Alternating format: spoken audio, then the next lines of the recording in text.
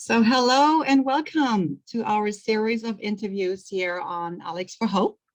And this is about inspiring, informing, and raising awareness about mental health and addiction. And at the same time, it's about exploring solutions for our young people. And foremost, Alex for Hope wants to help young people thrive. So I'm excited to introduce our very first guest in this interview series. And before Matt will introduce himself, I want to speak a little about his amazing background. So Matt Bellace, and I actually forgot to ask you, Matt, I don't know how to pronounce your last name. Do I say that right? Yes, I mean, for the Sicilians in my family, they would be very happy with you. It's been about 105 years of us saying Bellace in the US, but the truth is Bellace it sounds prettier and is what we probably should be going with. Okay, well, you said it much nicer than I did, Bellace. So any preference? You're okay with me saying it the Italian way? Sure, why not? All right, so Matt Bellace, also known as Matt Bellace here in the US. He's a multifaceted expert. Matt holds a PhD in clinical psychology with a subspecialty in clinical neuropsychology.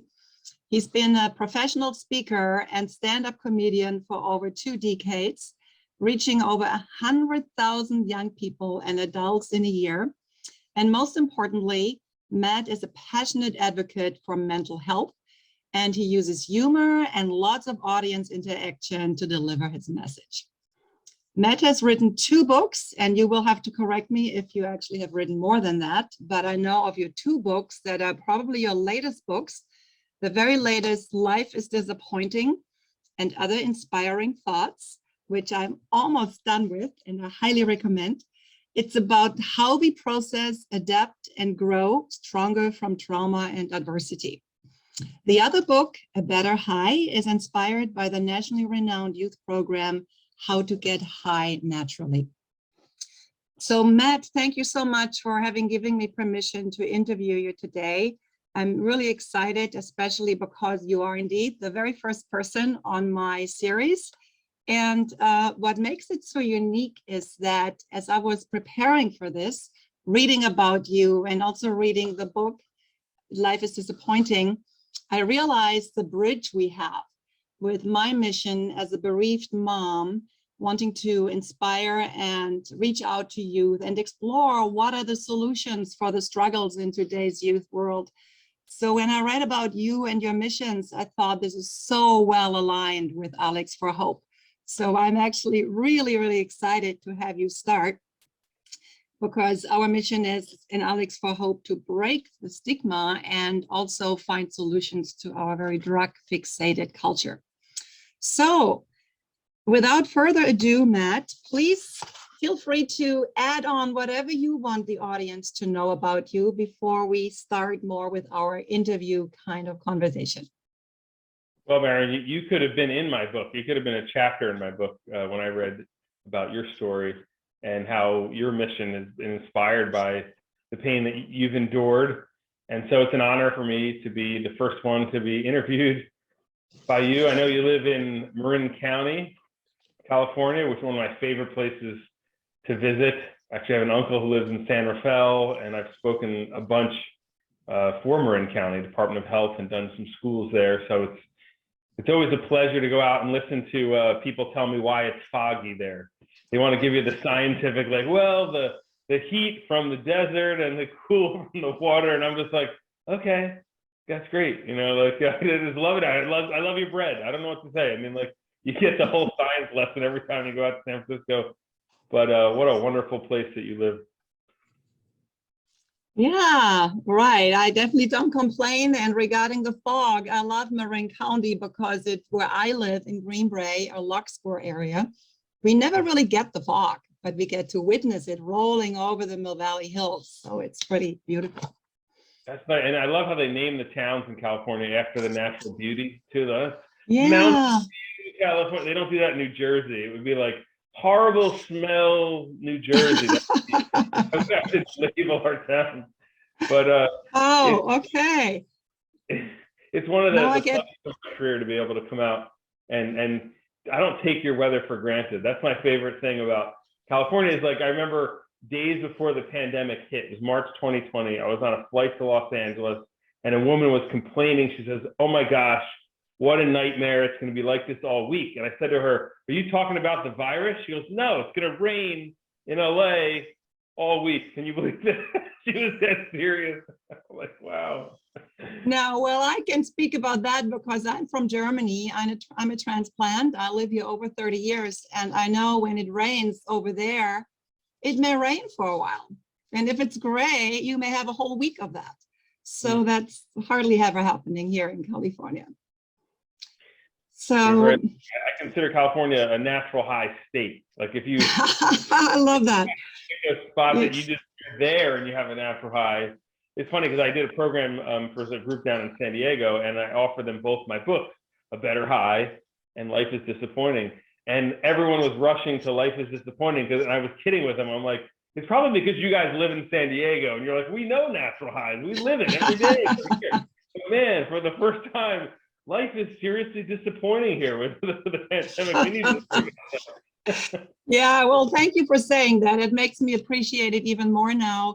And coming from Germany, I know the difference with weather is not so much that it's colder or warmer, but seeing the sun just way more often here. That definitely impacts mood. So it is a mood stabilizer.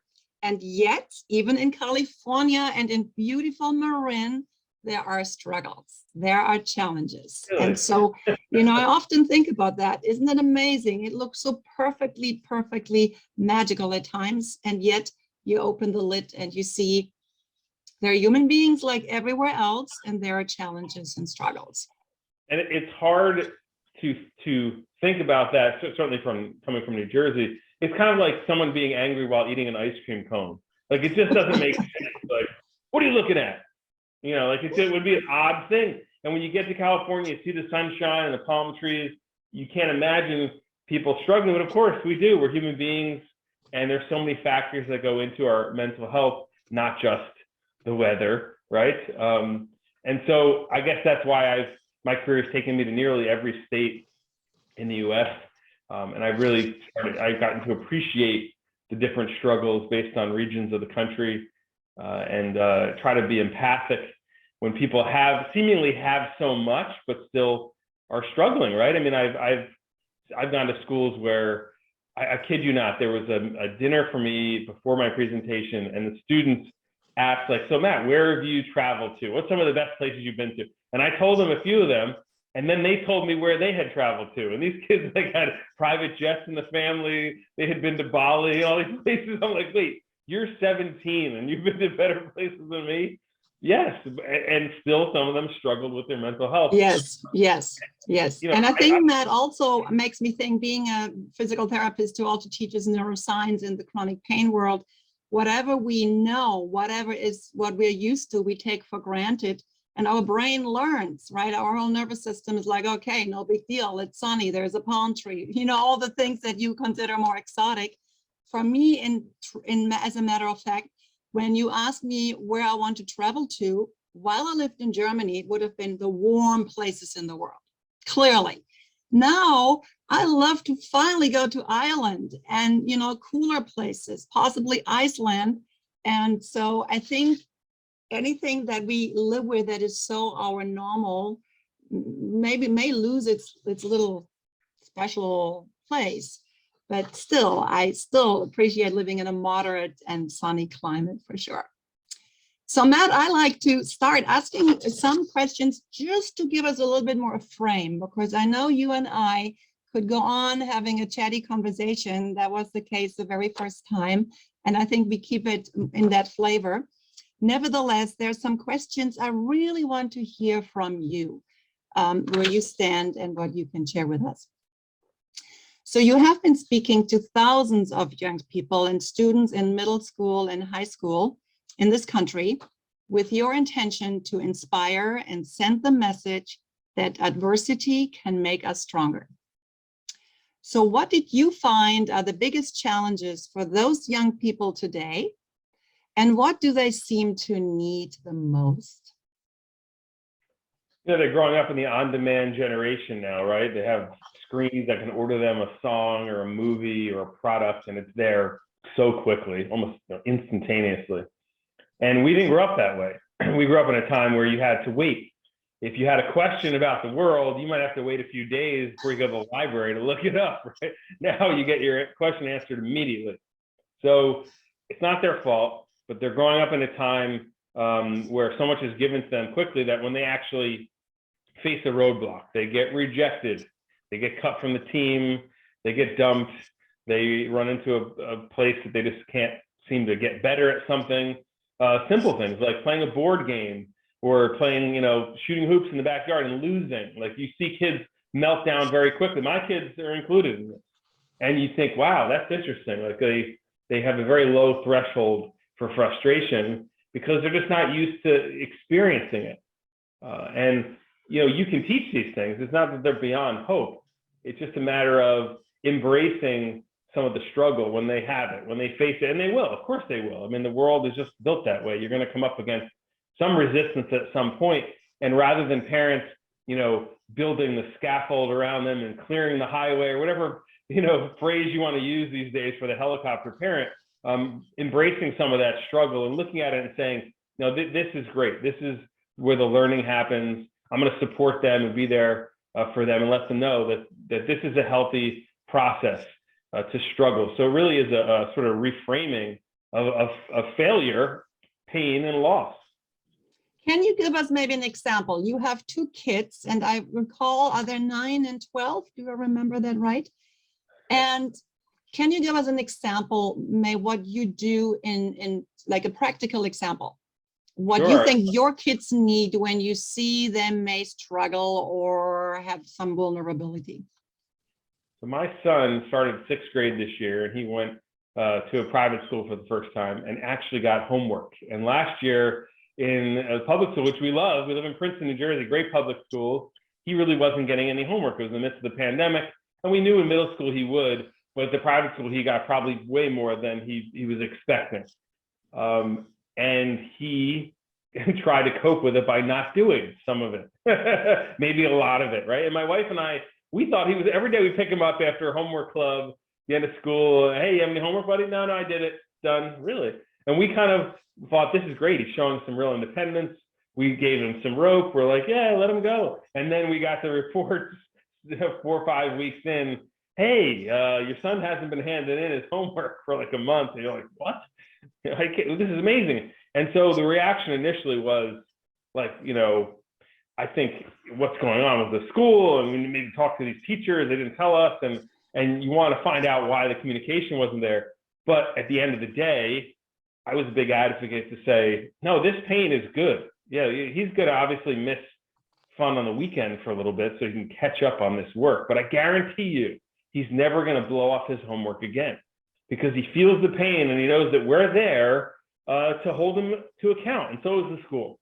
And I think it worked really well to have us, on the side of this is a learning curve. We're not happy, but we're also not going to yell and scream and make a big scene about this because, this is your journey.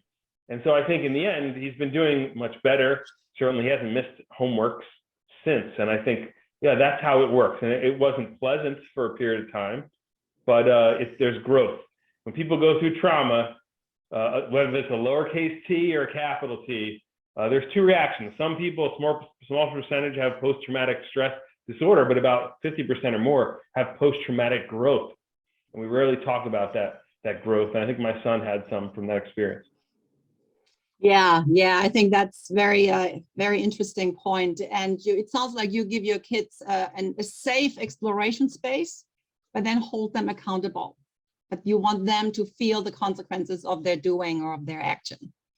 And what you said prior about the instant gratification, that is, I think, a really big shift in our world. And you are right, we haven't had that in our upbringing, including myself. And so that kind of bridges with what you said, what you do with your kids. Let them struggle a little bit as long as it's safe.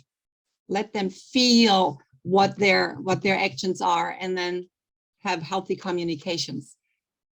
Yes, my psychologist would say, let them have their experience of that. Yeah. That Yeah. negative, let them sit with that, let them marinate with that. And I find many times people, I'm not naming names here, but some people have a hard time sitting with the negative emotions of maybe my kid, you know, isn't going to have perfect grades, or maybe they're not going to be starting on varsity, or maybe they're not going to go to Stanford or Harvard, and they don't like that feeling, right? That's uncomfortable for them.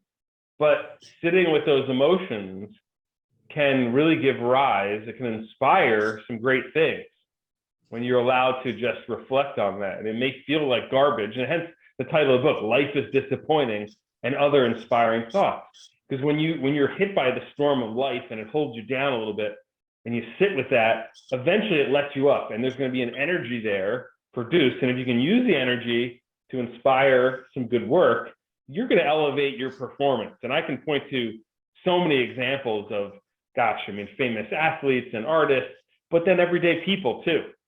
For example, my son's headmaster at his school, got to know him a bit over the last few months. He lost his father when he was a boy. And now he is the most incredible mentor for all the boys at this all-boys school. He's inspiring as a human being. I love talking to the guy every day. And every morning, he's out front of the school, shaking hands, bumping elbows, whatever. As every boy comes in, he says hello. He knows their names. He knows them. And you think, who is this person? This is, how did this happen? That's how it happened. He suffered the loss of his dad, and it's like he became this personification of a great father figure. Yeah, that's so fascinating. It's that post-traumatic stress. What is the term you used? Post-traumatic growth. Post-traumatic growth, right. And so in terms of what you think is missing in maybe in our community, in our culture, in our schools, bridging to what you just talked about, what would you say we all need to think about in terms of serving our young people, our kids, because our world is so multifaceted, challenging today? What do you think do we all need to consider? What is missing here, and what can we do? I think trying to escape from negative emotions is a harmful thing. One of my favorite books, The Road Less Traveled by M. Scott Peck, where he basically says, my patients are here because they try to use some drugs, you know, alcohol, gambling, other things to run away from their negative emotions. And when you sort of face them, you stand them down, you become more resilient, you learn a lot about yourself, it's mentally healthier. And I think as parents, we can role model that behavior of just being present and being okay, no matter what may come. This idea, and a lot of communities like in Marin County, for example, have sort of the false belief that you have to be perfect to be successful. And there are some kids who can carry out that vision of perfection for a long time. They can get the straight A's, like my wife, by the way, who, you know, was summa cum laude in college and just straight A's down the line. And then I joke with her, yeah, guess what? We got PhDs from the same universities. We were in the same class, and I was a B's get degrees kind of guy, right? So like in the end, your perfection was great. It led you to the same path that led me, and we're still here, right? And so I think if parents would accept a little more that really what makes someone successful is inspired work.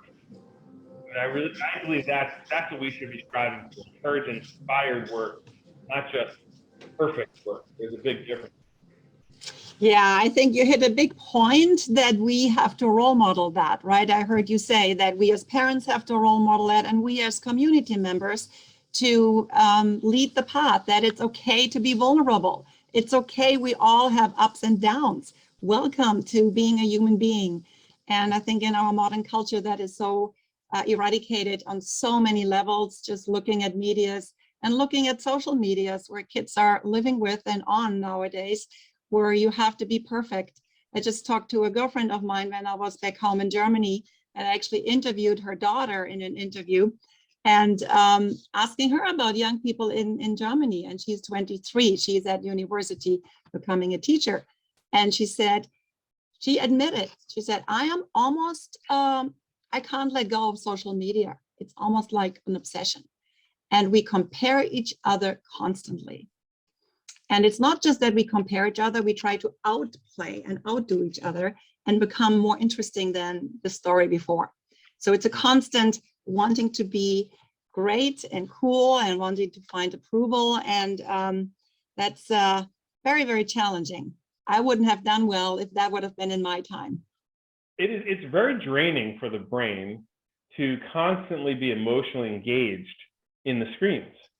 And that's basically how they're so successful, is to engage you, to activate your amygdala, to keep you either enraged or excited or just looking at this thing. And it's so draining for young people that one of the big points that I make when I talk to them is about meditation. Powering down your brain in the middle of the day, it's like a gift you can give yourself. It's like a superpower, because here we have teenagers who are on these things right up until the moment they're in class, and now they're expected to engage in coursework, and then maybe they engage with friends for a bit, and that's draining, and they go back on the screen. It's like, when do you process information? You know, when can you just calm your nervous system down? And it becomes it has an addictive quality to it, but of course that's a term that gets thrown around so easily today. And people often ask me, like, well, how do you know if you're addicted to the screen? And I say, if it's interfering with your functioning, are you doing worse in school? Are your social relationships that they're struggling? Or your work life is struggling because of your relationship with the screen? Anything pleasurable can be abused, right? And so whether it's running, looking at a screen, drugs, like all these things, you know, can interfere with your life and you can become dependent upon them. And so teaching young people early on about the relationship with something that's very compelling and how to set limits is important for parents, right? Setting strong limits, maybe having them work for it, like incentivize. I'm talking like younger kids, elementary school, like my kids. We have a little smiley chart I could show you for my daughter, she's 9. And every day she has to complete 16 items, from unpacking her bag and making her bed and brushing her teeth. And when at the end of the week, we tally up all the numbers like good psychologists, right? And we say, okay, here's how much screen time you get this weekend based on how well you did. There's also other incentives too, but she really works for these smileys. She thinks, oh, now I got to make my bed. Oh, here's another point here if I, you know, put the dirty clothes away. And you see a difference in her relationship with the screen, because she now knows, oh, wait, this is based on my work and there's a limit to it and I have to get off it. And if I don't get off it, there's going to be a consequence on the other side. So I think that's what we can do as adults is show them, like, not ban it entirely or demonize it, but say, you're going to live with screens the rest of your life. How can you set limits for yourself? Right, making it a healthy use. And knowing that from the statistics, it's on the average, it's the age 13 when addictions can begin, and also the average age when young people explore substances. But nowadays we have the digitalized world on top of that. And I was reading something about a study in Germany Germany about European digital social media for youth, but that was done in 2015. I couldn't find a newer one, where it said that 15% of young people actually have an addiction to social media. And addiction is defined that, as you mentioned, you're craving it, but you cannot stop it despite negative consequences. And so I believe since 2015 and now, I would imagine that even here in US, we have at least 15%, I would imagine, that for young people that seriously can't let go. And I know of some young people who tell me they cannot go to bed without their phone. They cannot sleep without having the phone next on their pillow. And when you consider almost a third of them leave the ringer on as it dings away with messages through the night, the brain responds to that. Even if you don't wake up, your brain is aware of those dings. Yes. Yes, it does interfere with healthy sleep pattern, and of course it can produce insomnia later on. So I think what you're saying is to nip them and really work on your parenting and model and communicate. Allow them, don't say no, but have a communication and explain why that may not serve them. From your book, that was actually really interesting. In your book, Life is Disappointing, there was a study you quoted from 2014 that surveyed around over 10,000 middle and high school students, that was about happiness and achievement versus fairness and caring for others. But I thought I'd bring this up because I find it very interesting. Over 80% of the students report that they favor high achieving and happiness compared to wanting to be fair and caring for someone. And on top of that, 80% of the students reported that their parents favor achievement and happiness versus fairness and caring for someone. So what else do you want to add to that, Matt? For me, it's a recipe for unhappiness. If that's sort of your guiding principle in life, right? Is this achievement over caring for others, when we know that when you step outside of yourself and you have a person that you're taking care of, maybe someone less fortunate than you, or just having meaningful work in general, it makes us happier as people. And when we're happier, we function better. When you're constantly obsessed over the grade and the achievement and the results, well, chances are you're going to fall below your expectations and maybe have this sort of chronic unhappiness on a regular basis, because some kids set the expectations unrealistically too high because they think that's all that matters. They're told that's all that matters, is to get that grade and get to that school. And that's really tough. And I think our schools and our communities can do a better job of valuing helping other people. Because in the end, I think some of the most successful individuals I know, they have that attitude of like, if I help you, it's ultimately going to reflect back on me in a good way, and I'm going to benefit too. And it does. I mean, some of the people we love being around the most, right, are the most compassionate, caring, happy for you, and you have good news. But where is that in the conversation when, we're talking about achievement in school? It should be there. Yes, that's so fascinating. And you also, in your book, you also refer to, that must have been a study, because it says when youth and peer do not prioritize caring and fairness, they're at a greater risk of harmful behavior. So it's all bridging, like you said. That is the recipe for unhappiness, and also a recipe for potential serious problems such as drug seeking. Yeah. It also reminds me of my favorite word in 2020, when after my son passed and I began reading and researching and about addiction and mental health and why are we in this situation. I found the word Ubuntu. Did you hear that before? It's an African word, and it means I am because we are. So it truly focuses on, I can only exist and I can only be well when all of us are connected. I find that very beautiful. It seems so simple. And in our me culture, I think it's nice to sprinkle more of that in and make us truly reflect, maybe that's what we need more. Mary, when I think about any success I've had in my life, there are two themes. One is it was often fueled by some disappointment, right? And I got thrown down, and then boom, it inspired something. But two, there was usually at least one individual who reached out on the, through the kindness of their own heart, whether they were a mentor, whether they got me an opportunity. When I think back to my training in neuropsychology, I had a professor at Bucknell University who I did research with. And after I had graduated, I was still in communication with him. And I remember making him gnocchi with pesto, great Italian. Ooh, right? yum. Northern Italian. So I'm half Northern Italian, half Sicilian. So I had this gnocchi with pesto. I made it for him and his wife, and he loved it, right? And this is a guy who was not maybe the most expressive, but when I saw him eating that pesto, and he's like, "What is this? This is amazing!" And I made it multiple times for him. And sure enough, like, I don't know, maybe a year later, and he's asking me, so, what do you have going on? Next steps for you and getting your graduate degree. He recommended I look into the NIH. They had a special internship in neuroscience that was very competitive, very hard to get into. And I certainly didn't think that I would qualify. You have students from all over the world who try to work at the NIH.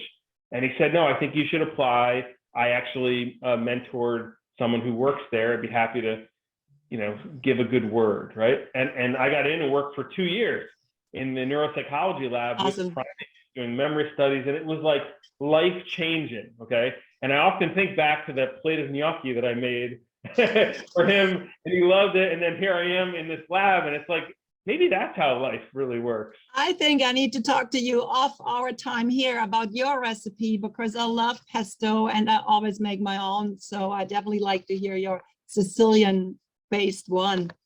Matt, how does your speaking impact the students, particularly those who struggle? And how do you reach especially those more vulnerable ones, maybe those that won't raise their hand to tell their story? You know, my tool is comedy. I try to be very interactive with students, make it lighthearted, telling jokes along the way with providing content. And I think a good example of reaching students who are tough to reach was yesterday. I'm over Zoom, it's hard enough, right? With a juvenile hall down in Orange County, and a young man who was positioned near his computer so he could answer questions if I threw one out there. At the end of the program, you know, he steps up to the computer and says, I just want to ask you something. I want to ask you about comedy because you had me laughing so much during this and it felt good. And he goes, I have a lot of problems with depression and anxiety, but I noticed when I'm sitting here laughing, I forget about all that stuff. Like, that just felt really good to me. And I came in here thinking this was stupid. I don't want to be here. And here I am laughing. Like, it clearly changed him in an important way. And so we had a nice conversation about many comedians, how they tell jokes to boost their own mood. But using a vehicle like that, just jokes, right? Who doesn't like a good laugh, a good belly laugh? And so to me, I see a lot of speakers who go out and have compelling stories, sometimes very sad stories, scary stories. That was never my approach. I was always like, can I get the group laughing? And then I think they'll be listening better. And maybe that kid who's always quiet, if he's feeling something, was that a great quote by Maya Angelou? They're not going to remember what you said, but how you made them feel. And so that kid's going to be moved in some way. Oh, that gives me goosebumps just from thinking about that, because I also think from the way I got to know you now, you're so authentic and you show your own vulnerability, you show your own stories of failure and how you made it through those. And I think that is the combination that with humor sounds like is an amazing part to get to even those vulnerable and maybe more quiet students.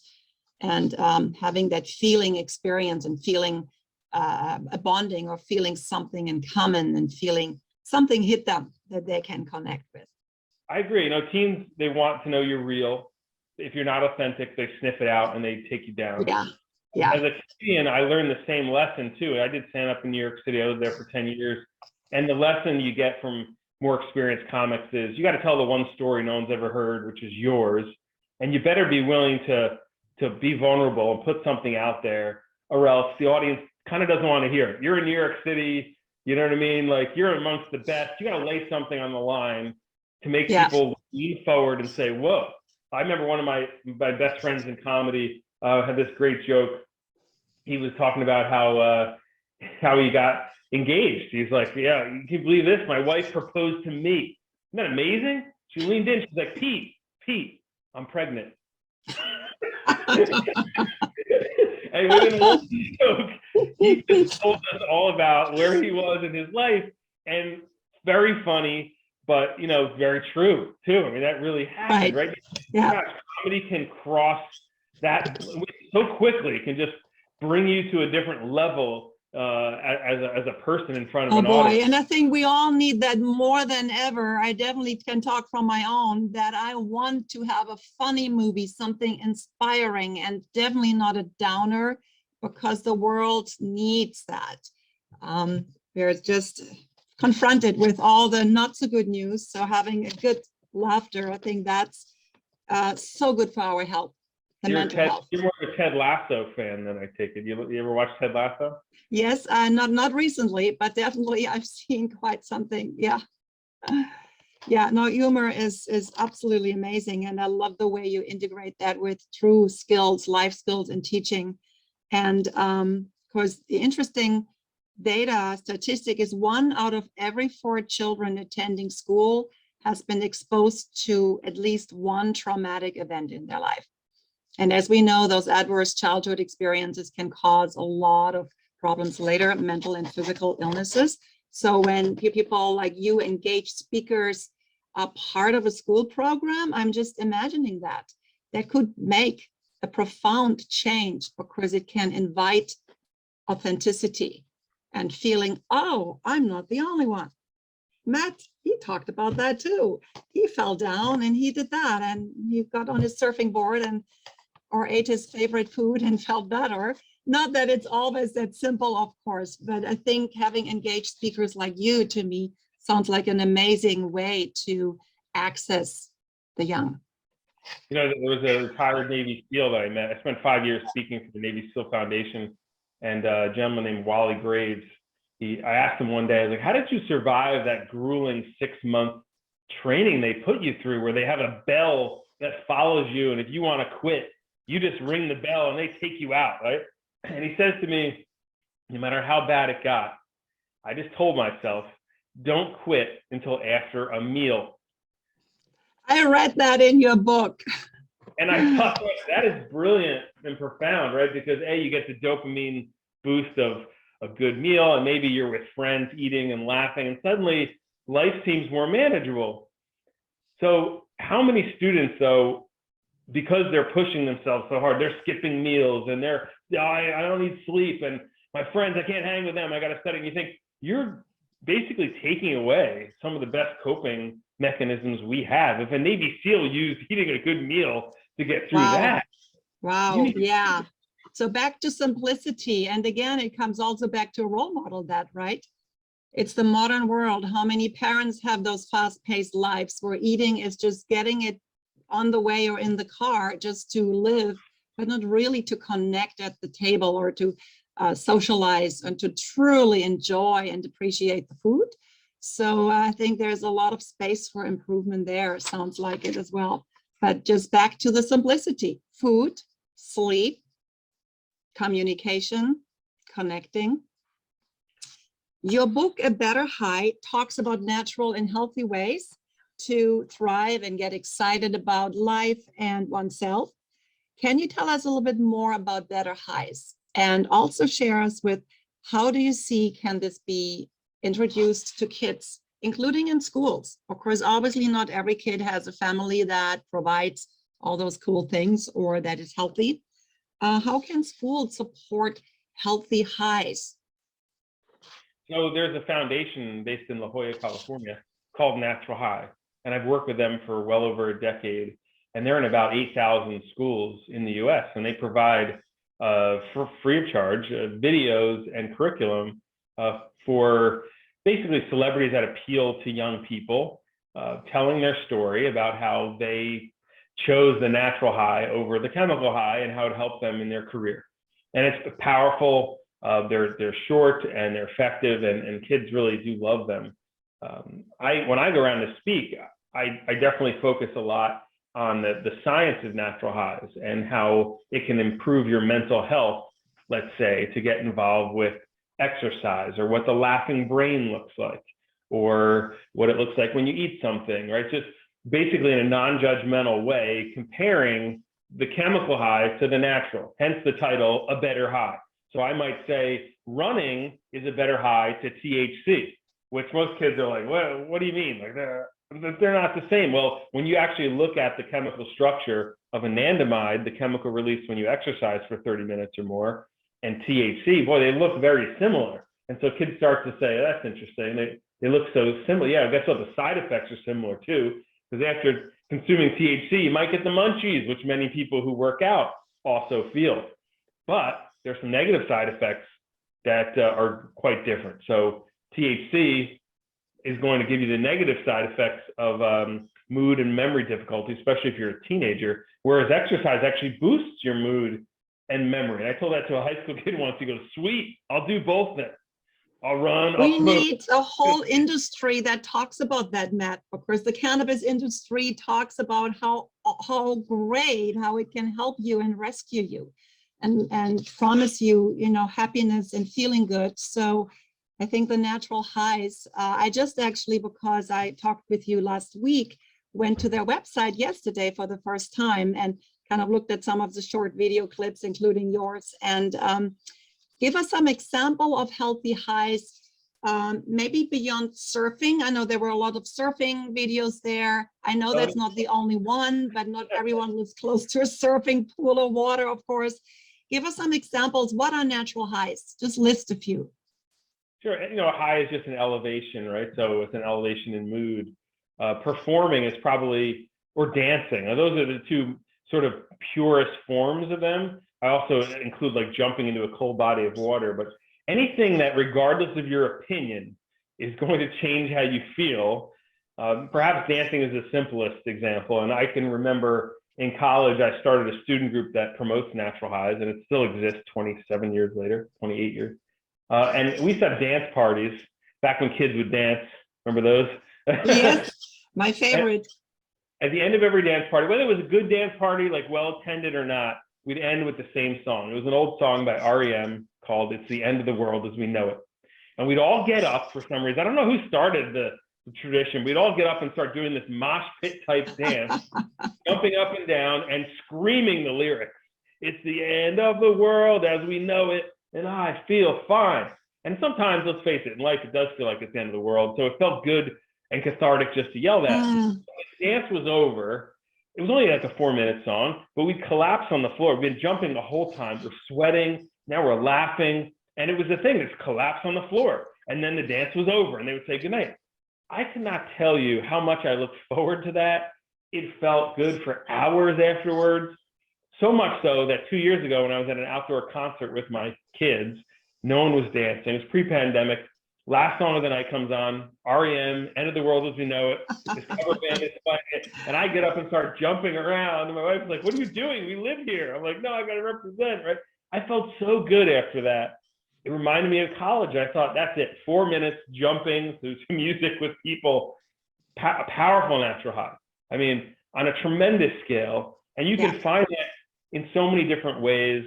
I remember the actor Joseph Gordon-Levitt one time was offered cocaine when he was in his 20s. I heard him in an interview say this.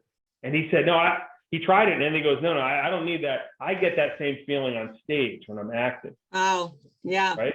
I'm like, that's it. That's what I'm talking about right there. Yeah.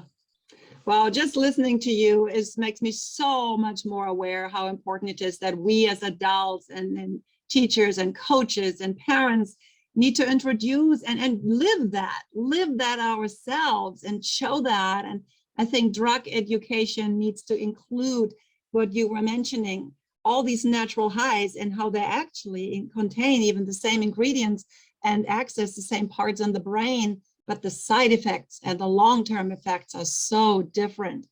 And I think there's so much space and so many wonderful things that can be done. And I think some are already happening and we need more of that. So natural highs as a way as an alternative to drug seeking. Last, Matt, can you give some advice? Let's say there's a young person, a teen who struggles, maybe anxiety, depression, often it's both, who struggles and who loses interest in school, relationships. What would you tell that person now? I thought you were actually going to include too a student who's in recovery, let's say, who's also had a substance abuse problem. I think you could, right? I mean, these things sort of run, they're comorbid many times, anxiety, depression, substance abuse, and it can quickly feel hopeless that you're trapped. You feel like you maybe can't get out of it. And certainly in my book, I talk about someone I knew who had severe depression, and it seemed like nothing was bringing him out of that. And that is a tough situation, obviously, in psychology and psychiatry, that some of these disorders are lethal. I try to approach it by saying, let's meet you where you're at and look at some of the things we can do to elevate your mood, some things you can do on your own, because it's more empowering, I think, to try things on your own and to see the effect than to necessarily run right away to chemicals, even medications, and say, well, this is going to be my savior. Now, there are many cases where medication is necessary and it could save a life for sure. But when you're talking about a teenager who's struggling with some mild dysphoria, right? A little bit of depression, some anxiety, I definitely implore them first to reach out and do some experimentation on themselves, on their mood. What can we do here? Take a look at some of the behaviors you're already doing, your screen time, the different substances you might use. There's a great book called Dopamine Nation by Anna Lemke, where she says, take a 30-minute fast, 30-day fast. Oh, yeah, right, 30 minutes. I can't do 30 minutes away. What do you mean? No, 30 days. You'll see a big difference, let's say, if you stop using cannabis for 30 days, which you assumed maybe that was helping you with your anxiety, it was actually making your anxiety worse. And the 30-day fast brought that to your awareness. So then you might say, well, I'm not going to go back to using that every day because I see what it was doing to me. That's empowering, right? That's you exercising control of your life, you feeling better. You want more of that. Who doesn't want more of that? So I try to meet people where they're at. And obviously some people are in a situation where they need inpatient hospitalization. They're so far gone. Whereas others, they're at the mild, version of this and could deal with something, that's more manageable for them in terms of an intervention. So that's my best answer to your question. I have to kind of know the person first because it's a broad, so it's a continuum of everyone's got a little anxiety and a little sadness sometimes. But when that gets to the level of, oh, now it's interfering with your functioning, it's more moderate, what can we do? And then you get to that severe level where you truly need a team of people helping you. And I've seen them all, right? I have love for them all, I really do. But I guess I hate to just give one blanket answer because each case is a little bit different, right? And I have compassion for those who've given their life. And many times I'll meet young people who say, I lost a sibling to either substance abuse or suicide, and it's just so tragic. And the only thing I can say out of it, back to my book, Life is Disappointing, is, okay, what lesson were they teaching you? Their life stood for something. Whether they wanted to use the drugs or not, they were teaching you something about this world. What can you do with that story? And many times they'll kind of look at me like, yeah, I don't drink or do drugs because that's what killed my brother, right? Well, that's inspiring, right? So keep that in you. Don't let anybody mess with that. That's a powerful lesson because the world's going to try to rip that down, right? They're going to try to say, oh, no, you're fine. You won't die, that kind of, but keep that in your heart, that inspiration. So I hope that answers your. Yeah, no, I appreciate that you dissected it in all the different versions because, of course, it's so multifaceted and so many levels from low to needing indeed supervised professional treatment for their substance use or their mental health situation. Well, Matt, there's so much information and so many good nuggets in all of that, what we talked about. And knowing the California Healthy Kids Survey shows alone from Marin County that we are in Marin very high, particularly the 11th graders in use of cannabis, in sense of feeling lonely and anxious. And last September, we had another survey of the annual Global Youth Survey. I'm not sure if you heard about that. It talks about, I think it uses 10,000 students from 5 universities, ages 18 to 24. And a significant number, if not 3/4, felt up to extreme level of anxiety. And a very significant amount felt we're doomed as world because of the crisis of our planet. So our youth do have a lot of challenges to face. And kind of to wrap up what we talked about, the threat that comes to mind is being authentic, that we can all role model as adults, allowing ourselves to be vulnerable and share it with our kids, share it with the young ones. And storytelling as what you do, you're a professional storyteller and speaker, to inspire and to reach out and to access young people and give them a sense of being seen and heard and they're not alone. And using natural highs as an alternative to substance seeking. Would you say there is something else? I'm just trying to pull out a few nuggets just while we are ending this amazing interview. No, I love how you mentioned role modeling, because I think parents who engage in their natural highs with their kids, obviously when appropriate, really are showing those kids, rather than telling them this is the healthy way to live, just showing them, you get up every day and you go for a run, you go for a bike, you swim, you surf, whatever it is. You bring the kids out with you, or you cook a meal. I had my daughter the other day, she's 9, and sometimes she gets in a mood, right? And she really wanted to play with a screen. And I said, no, it's a weeknight, can't do it. So she's melting down, she's upset. And then I said, why don't you help me cook dinner? And at first she's like, no, right? She doesn't want to hear any suggestion from me, but I start making dinner. And she's looking over and she's like, do you think I could make my own little dish? So, of course you could.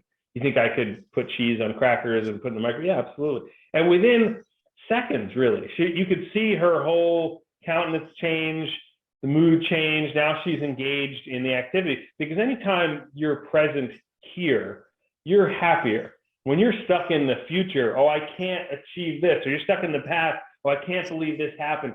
That's just a recipe for unhappiness. So any activity that puts you in the moment, forces you to be present, it's going to lift your spirits. But demonstrating that to kids is so important, because they can stay locked in the future or the past very easily.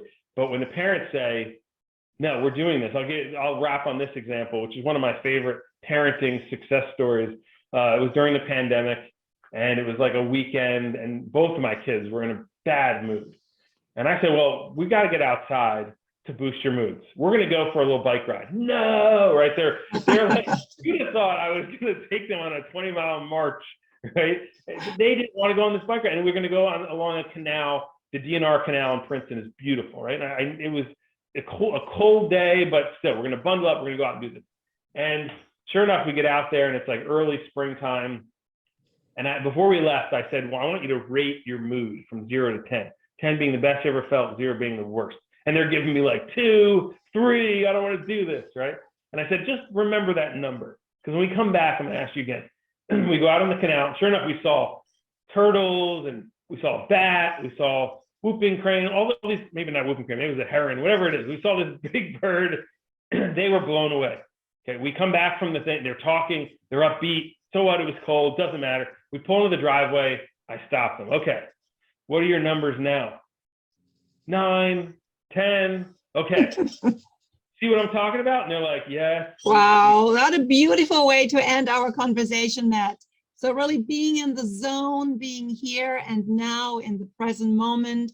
And if you're really lucky and can connect with your loved ones, this is definitely my favorite thing to do, to sit with loved ones and friends at a table, cook together. The whole process of cooking can be so much fun.